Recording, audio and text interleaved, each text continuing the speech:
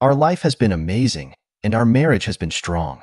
And until that moment, she had never given me any reason to be jealous or suspect her of infidelity. That's why I was stunned by her request to meet with the vice president of her company.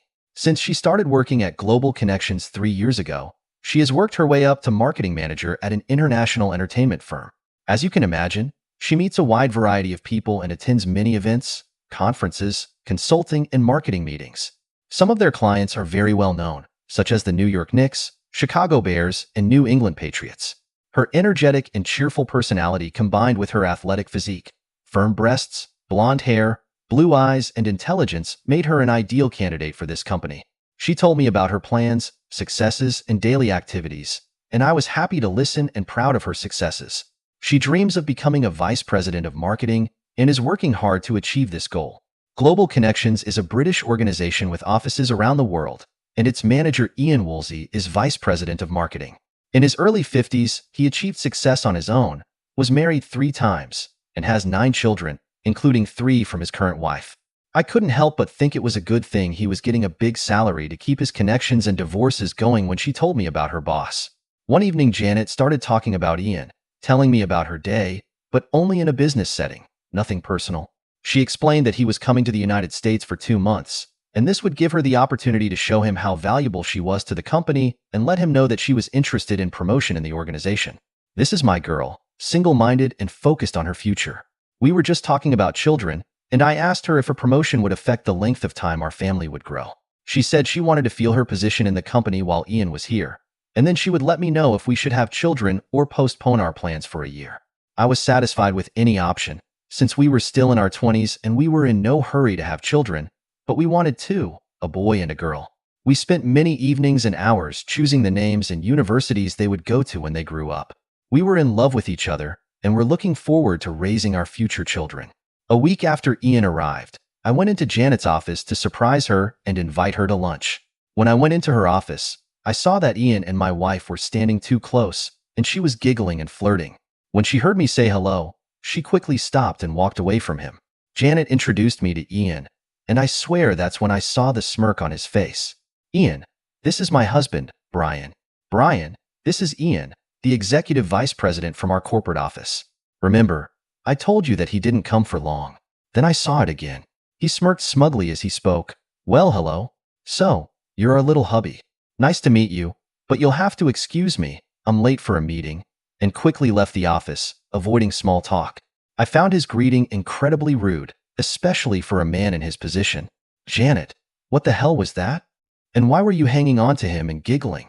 I didn't feel like laughing, and I had the urge to wipe that stupid grin off his face, but he was gone before I could do anything. She knew that I was upset with the way we had just met and tried to calm me down. Calm down, honey, it's just Ian, and it was a little harmless flirtation. Besides, he's old enough to be my father. Look, all the girls are crazy about him. He considers himself a ladies' man with his charming British accent and likes to flirt, and we all know he's just a cocky jerk, but he's the boss. Anyway, he's a family man, and you have nothing to worry about. It's just a light flirtation with girls. He calls it entertainment. Well, I don't like it. And he has the nerve to call me little hubby. And why the hell are you flirting with him in return? Oh, Brian, stop being jealous. Ian is the 3rd oldest in the whole company, and I need to be polite to him. As I said, he considers himself a ladies' man, and that's the way British men are. Well, I don't like it. Calm down. He will leave in 2 months. There was a tense atmosphere at home for several days after that, and Janet tried not to mention his name and not upset me any more than I already was. The moment of truth for Brian. Then, on Wednesday evening, a week after meeting Ian at the office, Janet struck up a casual conversation over dinner. Honey, is it okay if I have dinner with Ian? You know, my boss from work. I tensed up a bit, as it took me a while to understand her question, and answered the question with a question. You mean like a business meeting? Well, no. Rather, it will be a one-time date before he returns to London. I immediately felt my stomach tighten and my heart beat faster. I sat in silence for a long time before answering. I understand. Is this the same Ian who flirted with you and laughed at me in your office? A so-called family man, married. Does he have a total of 9 children from 3 different wives? Well, yes. But he turned out to be a very nice person. He won't be here for long, and I probably won't see him again when he gets back to London, so I thought one date would be enough. As I said, he is married and has children. There would be nothing romantic about it, just a bit of fun. One night is all I ask. It might even help my career. I mean, actually, you're out of town all the time on business, and one night away from home shouldn't be such a big deal. Okay, so it's not just dinner, it's a date, and you want to spend the whole night with him. Let me be clear, Janet.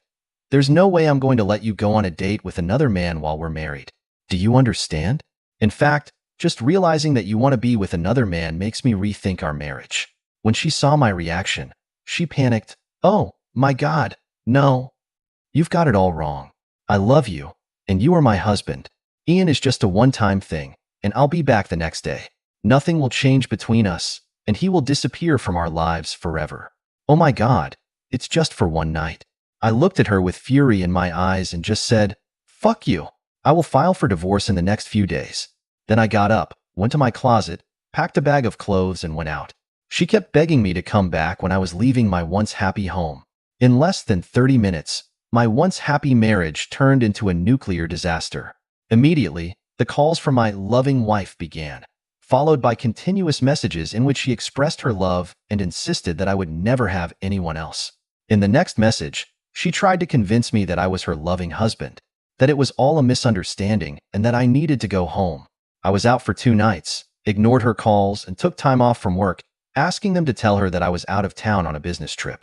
Janet, ever since Ian came to my office, all the women in my workplace have been in awe of this strong, handsome man who attracted the attention of women. He was tall, well-built, and spoke with an amazing accent that was both seductive and hypnotizing. From the moment we met, it became clear to everyone that he had his eye on me. Compliments, private meetings, dinners together, and all the extra time he devoted to me made other women envious. Each of them would jump at the chance to be with Ian, married or not. Married women were even more active, encouraging me to go for it. Janet, he's asked you out a few times. All the girls in the office would instantly switch places with you. He's so handsome, and his accent makes us all salivate when he talks to us. Accept his offer and make love to this powerful man. You may never get another chance. Brian doesn't need to know, and he's going back to London, so no potential problems in the future.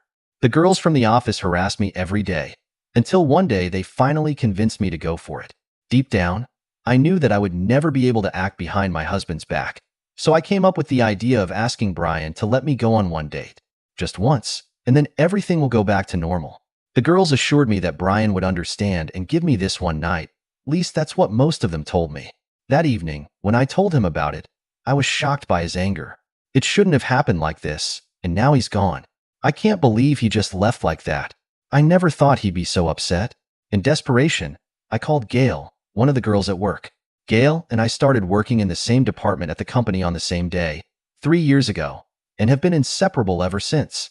Sobbing into the phone, I said, "Hi, Gail, this is Janet. He's gone. He left me." "Janet, what are you talking about?" "I told Brian I wanted to go out to dinner with Ian, and he just walked away from me. He just got up from the table, gathered his things, and ran out of the house. He even mentioned the divorce, and now I'm afraid I've lost him." "Nonsense. He's just angry.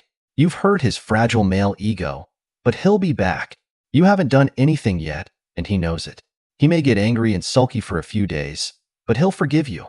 We'll come up with another plan to set you up with Ian. Trust me. I don't want that. I only need my husband." "Janet, relax. Have a glass of wine. Get some rest. I'll see you at work tomorrow." The planning of her betrayal continues. Brian returned home 2 days later and moved into the second bedroom. Gail was right. Brian was furious, much more so than anyone could have guessed. Although Brian loved Janet, he was ready to divorce her if she mentioned Ian's name again. At least marriage counseling seemed inevitable. Over the next week, Janet tried her best to earn Brian's forgiveness. After a week of meetings with his attractive wife and no love contacts, Brian decided to suppress his anger. They had a stormy love affair, and Brian eventually forgave Janet, but sternly warned her, "I'm not coming back here next time." Janet dodged a bullet and promised Brian that she would never make such a mistake again. She shared the whole story with the girls at work, admitting that she almost lost her husband because of her stupid idea. However, now the girls did not lose their heads and came up with a reliable plan to bring Ian and Janet together. It became a collective project, and the marketing team was determined to achieve their goal of arranging a meeting between Ian and Janet before he returned to London. One of the women, Marcia, came up with an idea that the team liked and took their plan to a new level. Girls, in 2 weeks we are planning a gala dinner in honor of the end of the year at the Hyatt Hotel. I know for sure that they plan to have a nice dinner for the whole team with the participation of the band and dancing. This year they want spouses to attend it, and when I heard about it, I had a brainstorm. You know, my husband Clark is a sales representative of a pharmaceutical company specializing in anesthesiology. His company has developed a new formula for midazolam. For those of you who don't know what it is, I'll explain. Midazolam is a drug given to patients to calm them down before surgery. It knocks them out in a matter of seconds and leads to short-term amnesia. From that moment on, they don't remember anything until they wake up. Currently, midazolam is administered intravenously, but the new drug, S2-Mid, is available in tablet or liquid form. Well, my husband's new popular product is S2-Mid, and he sells it in large quantities. It works like magic and is better than the original formula. Well, how will this help us? Gail asked as Janet listened with a puzzled expression on her face. Gail, I'm glad you asked. Since these are List 2 drugs, Clark keeps his samples under lock and key in his car. He makes sure that they are safe and inaccessible. However, sometimes he takes my little Mustang Cobra for a ride on it. When he leaves, I can easily take his key and grab a few pills or an ounce of liquid, and no one will ever know. Okay, Marcia, this is interesting, but what's your plan? Girls, you're going to love this. At the party, when everyone is gathered, I'll pour myself a drink and pass it to Brian. I know from previous meetings with him that he can't resist the Crown Royal, so I casually hold 2 glasses in my hand and hand one to Brian when I see that he needs a drink. The effect may take from 5 to 20 minutes, depending on how much he drinks, but he will start to feel sleepy, he will feel dizzy, and eventually he will faint on one of the chairs to which we will lead him. Then we will tell everyone that Brian is not feeling well, and then we will take him to your hotel room and put him to bed. He will be unconscious for at least 4 hours, and most likely won't wake up until morning. Turning to Janet, Marcia continued, when we take him to his room, that will be the signal for you to go with Ian. Go up to his room and use him to the point of insanity for a few hours. We'll cover for you here and tell everyone that you went upstairs to be with Brian. Girls, I can't do this to Brian. Do you want me to drug my husband with illegal substances in order to make love to Ian? Do you realize how crazy that sounds? Brian will kill me if he finds out we're even considering this. Of course, I know that it would be exciting and would increase my chances of promotion, but if Brian caught me, he would divorce me. Come on, it's safe, and he'll never know what happened. Ian will be in your debt, and your promotion will be secured. The last thing Brian will remember is you asking him if he's okay and that you love him. And when he wakes up in your arms, you'll have wonderful memories of the night you spent with Ian. And you better share all this with all of us, sister. I don't know. This is crazy. Look, let me think about it. Things have improved at home, and Brian is no longer angry. I'll tell him about the party and see how he reacts. Janet decides her fate. Later, in bed, Janet said, Brain, we're having our annual dinner in 2 weeks, and we're inviting the couple. You need to clean and iron your tuxedo, as it's going to be a formal dinner. We haven't gone to a dance in a long time, and it's going to be fun. Janet, as much as I hate these events, I'm going to do this because I know it's important to you.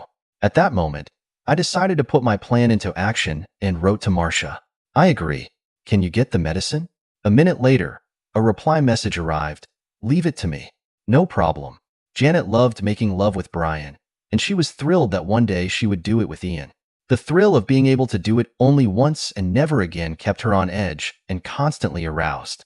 She wasn't sure if it was because of the temptation to do something indecent or because of the idea of spending the night with her boss, but anyway, she stuck to this plan. She promised herself that it would be a one-time thing and that Brian would never find out. Nothing terrible, nothing reprehensible, right? Over the next week, Brian noticed that Janet became much more active on her cell phone, texting with her friends more often. He knew that the party was coming, and he had an unpleasant feeling that something was wrong. A few nights later, when Janet was fast asleep, Brian took out her phone, entered the password, the date of their anniversary, and opened her text messages. Brian continued to play the role of a loving husband, tracking her messages and learning the latest news about their plans right up to the day of the party. During this time, he called his Uncle Bob, his godfather, and a retired policeman. Brian told him what was going on, and together they worked out their plan. If they chose the right time and showed some acting skills, they could outplay the entire team of jackals.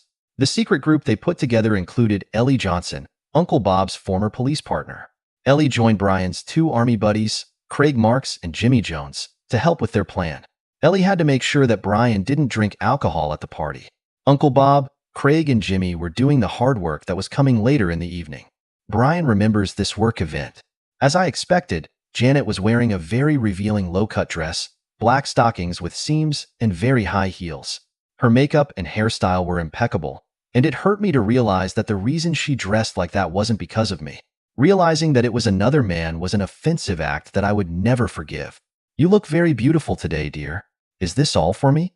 "Of course, dear. I want you to show off your wife and be proud of her." I almost choked when I heard how easily she lied to me. This fool was going to drug me with illegal substances and use another man right under my nose. She didn't care that I would be humiliated in front of all her colleagues, each of whom knew exactly what she was up to. No, all she cared about was being with this guy, and I still couldn't understand why she risked everything for a one-night stand. As my dear old dad once told me, women just can't understand normal thinking. We ended up at a party, and we were quickly surrounded by Janet's friends. They dragged her into the circle where Ian was holding the line. I followed them, scanning the room for Ellie, Bob's former police partner, who was nearby. We planned for Ellie to help mix drinks to save me from getting high on illegal substances. I noticed her off to the side as I approached the circle surrounding Ian. Unfortunately, I couldn't stand next to Janet, because now she was next to Ian, who was hugging her waist, laughing and telling jokes. My instinct was to grab her and take her away from him, but that would ruin our plans. So I just watched her actions, and it hurt like hell. I felt my stomach twist and bile rise in my throat as my anger intensified. She was so in love with Ian and gave him all her attention. I didn't exist in her world at that moment. I was standing next to some other guy and watching Ian perform in front of a crowd of onlookers. That's when Ian saw me and decided to have some fun at my expense. "Well, look who's here," the accountant. "Welcome, little man," he said with a malicious grin. That's when Janet saw my face and suddenly realized that she was being held tightly by Ian, not her husband, as he continued. "You know, I have some jokes that you'll like, Brian. What do accountants use for birth control?" "Their personality." Everyone looked at me and laughed, including Janet, which, I admit, hurt my ego. He continued to humiliate me in front of all the staff, and my wife did nothing to stop him. It hurt like hell, but I had to keep my cool and let our plan come to fruition. The fool was having fun now. "Did you like it, Brian? You're a boring accountant by nature, you know?" Then he made a dozen more jokes about accountants, and each time everyone, including my wife, just looked at me and laughed. "Your wife has wonderful W2 sneakers." My wife thought it was funny. "Oh, baby, let me hold you." The girls who were there just giggled. Technically, love with an accountant is a charity gift. Janet laughed even louder when my humiliation became unbearable. In Brian's office, IRS means I'm very handsome. My anger was growing. "If I help you use Uncle Sam, can I be next?" "I've had enough. That's all. I've had enough humiliation for a lifetime." I turned and walked away, and he continued to make jokes in my direction. Laughing, Ian shouted as I was leaving, "Brian, come back, baby." I was just joking. Rage seized me as I was leaving. Okay, Ian was a few centimeters taller than me, but keep in mind that I'm not a small person with a height of 185 centimeters and a weight of 90 kilograms. I could break this Englishman in half in 2 seconds if I wanted to. Of course, Janet knew about it, but at that moment I wasn't sure. The only thing I was sure of was that these idiots had to suffer and pay the price for the disrespect they intentionally showed me. What the hell was Janet thinking? Was she under his spell? Did she just think that I would accept her disrespect? As I was leaving, I suddenly felt an arm wrapped around my waist, and to my surprise, it was Janet. "Honey," he was joking. "Come with me." I gave her an angry look and said, "Are you completely crazy? You're standing there, he's got his arm around your waist, and you're laughing at me along with everyone else, while he's openly humiliating your husband, and you want me to go back to him? What kind of loving wife is capable of such a thing? I've never been so humiliated in my life. Damn it, I make more money as an accountant than any of these assholes, and you just agreed with him like I was a buffoon. Just go away, Janet. Get back to that loud-mouthed asshole. You two are worth each other. Brian, I'm so sorry. Please don't get mad. Let's sit and talk at our table for a few minutes." We finally got to our table and I saw Ellie, who was a few meters away from us, watching what was happening. Janet was still paying attention only to me and trying to calm me down, and after the second glass I calmed down a little. Then, out of the corner of my eye, I noticed Ian coming up to our table. A silly grin appeared on his face, and he reached out to shake my hand. "No hard feelings, old man?" "Fuck off, asshole," I said, surprising everyone at the table. Shocked by my display of anger, Janet said, "Brian, this is my boss. Please don't talk to him like that." That's when this giant ferret got the nerve to ask my wife to dance. "Janet, it's okay. I hurt the kid's feelings. Do you want to dance?" She gave me an angry look after I sent her boss away, took his hand, and led him to the dance floor. After 3 dances, my glass was empty, and then Gail and Marcia came to my table and sat next to me. I noticed 2 glasses in Marcia's hand and realized that it was time for the performance.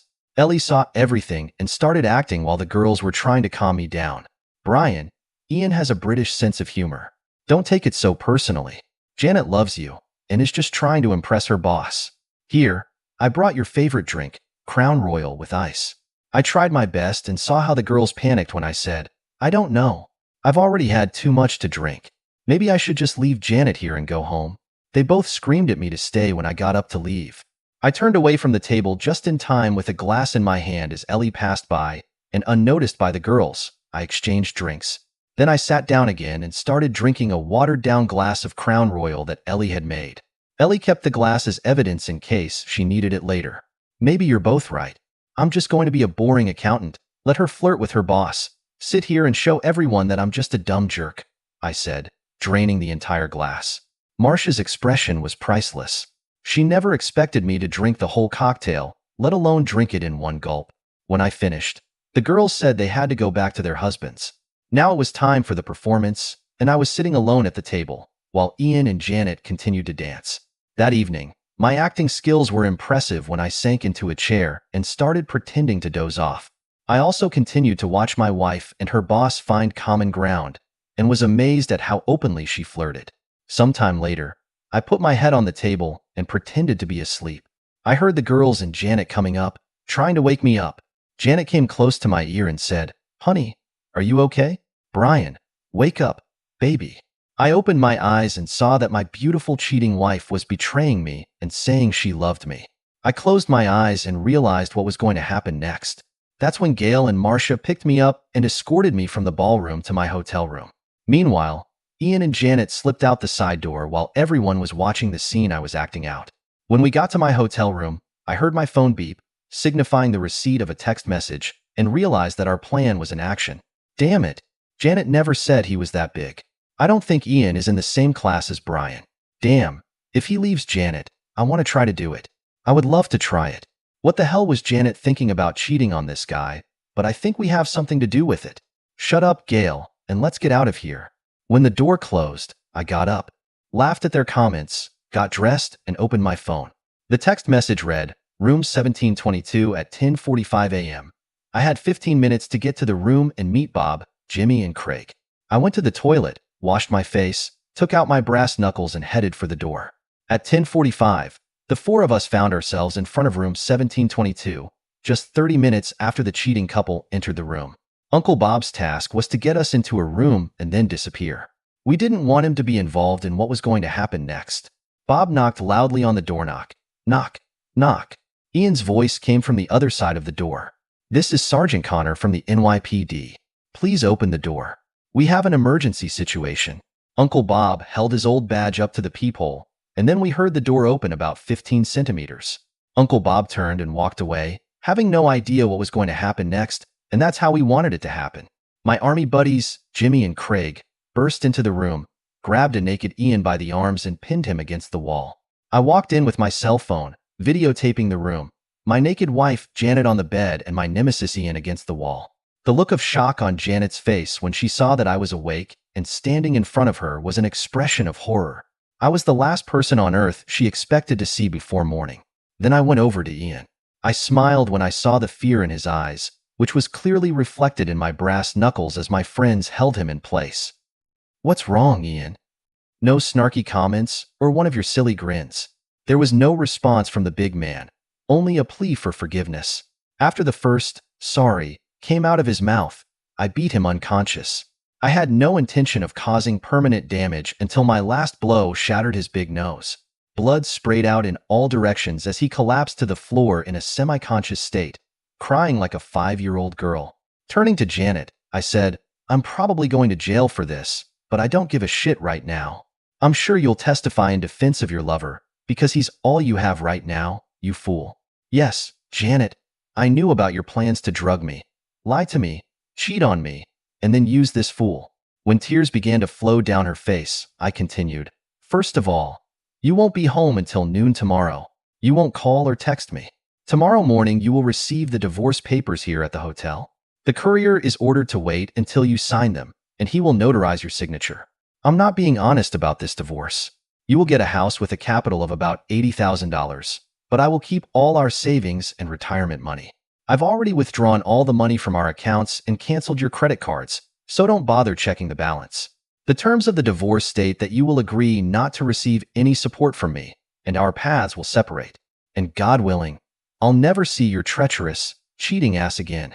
Your car is paid for, so you can keep it, but all the bills, insurance, gas, electricity, and mortgage payments are on your account. Good luck with that. As for this asshole, I will send these videos of you naked with him to his wife. And I believe that for your lover this will be marriage number 4. You need to catch up on something, you fool. But I'm sure you'll sleep with enough guys to make it happen soon enough. Oh, and one last note. If you sign the divorce papers, which will be submitted tomorrow morning, we can safely part ways, and no one will know about your lewd deeds. If you don't sign, I'll send the video to your mom and dad and explain why I'm leaving you. I will also make sure that you both get fired from your jobs and ruin your reputation in this business. We both know how important your career is to you. I don't want to do this, so just sign the papers by 9 a.m. tomorrow, or your life as you know it will end. My things will disappear from the house, and all that I have left, you can throw away or donate to charity. Janet, not hiding her sobs, tried to speak. Baby, please talk to me. Don't do this. You know, I just wanted to be with him for once. I don't love him, and I don't want to see him. It was just supposed to give me pleasure and help me get a promotion. He was going to return to London next week, and I would never see him again. Why couldn't you understand? I didn't want to humiliate myself anymore and just ignored her ridiculous words. I told Craig and Jimmy to go home. You guys can leave now. You've never been here. I'll take the blame if that happens. After they left, I looked at my wife and said softly, Janet, I loved you, but what you did is unforgivable. You know how I felt when you brought it up the first time, but you decided to go behind my back and do it anyway. Please, Brian, you can't divorce me. You know I love you, and I don't want anyone else. Honey, give me a chance to prove it to you. It doesn't mean anything to me. It should have happened only once. He's nothing compared to you, and now I realize how stupid I was. Please, baby, don't do this. Janet, it would be funny if it wasn't so ridiculous. After an awkward silence, Brian continued, Janet, the time for talking is over. When you conspired with your colleagues to drug me and cuckold me, you ruined our marriage and everything we worked for. Do you remember our future children, whom we have been planning all this time? Emily and Jason? Well, they'll never be born because of you. Our life together is now history and nothing but sad memories. Brian left the room as she collapsed onto the bed. Everything she had planned was burned to the ground. The girl's insidious plan did not work, and her one-time selfish act turned into unpleasant consequences, as a result of which she was left to live without the man she loved. And she really loved Brian. Sobbing into her pillow, she couldn't understand why she let this happen. She started screaming to no one in particular, delirious and broken. When Ian, who was lying on the floor, came to his senses, Janet screamed, But Brian, the girls said that you will forgive me because you love me, and it will only be once. Love, just fucking love with Ian. Can't you understand and forgive me? I'll make it up to you, and I'll never do that again. Please don't leave me. Please, I love you. But Brian was already gone. The damage was done, and it was time for her to think about a future without her husband, the man she claimed she loved. The epilogue. Gail, Marcia, Ian, and Janet were arrested and charged with multiple felony counts, including conspiracy, kidnapping, and possession of prohibited substances. Gail was sentenced to 2 years in prison for conspiracy, Marcia was given 10 years for conspiracy, possession, and assault, and Ian received 2 years for conspiracy. The kidnapping charges were dropped. Janet also received 2 years for conspiracy. Naturally, Janet, Marcia, and Gail lost their jobs, and a criminal offense ruined their careers. After their release from prison, the girls had to get a job that was once considered humiliating and beneath their dignity. Marcia's husband, Clark, lost his job due to the scandal and was unable to find a similar position. His career was hindered by his wife's desire to realize her fantasies with Janet's help. He divorced Marcia while she was serving her sentence. Gail's husband also divorced her, and she lost the love of her 2 children, who never visited her. During this fiasco, Ian charged Brian with battery and a serious broken nose. However, after the jury heard the whole case, Brian was found not guilty. Ian's wife divorced him, and he lost his job due to a criminal offense and sexual harassment in the workplace.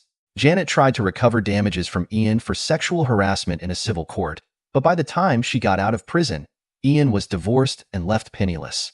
After his release from prison, he did not receive severance pay or recommendations from his company. The last anyone heard of Ian was that he was left penniless, with no job prospects and on probation for the next 5 years. The luxurious lifestyle and freedom he once enjoyed were taken away from him overnight, all because of his arrogance and inflated ego. Now this big man has been humiliated and reduced in size. Brian moved on and, true to his word, never saw Janet again. 5 years later, he remarried and lived with Gloria, a woman even more beautiful than Janet. Gloria was smart and loyal, promising never to cheat on Brian. However, once burned, he became attentive twice.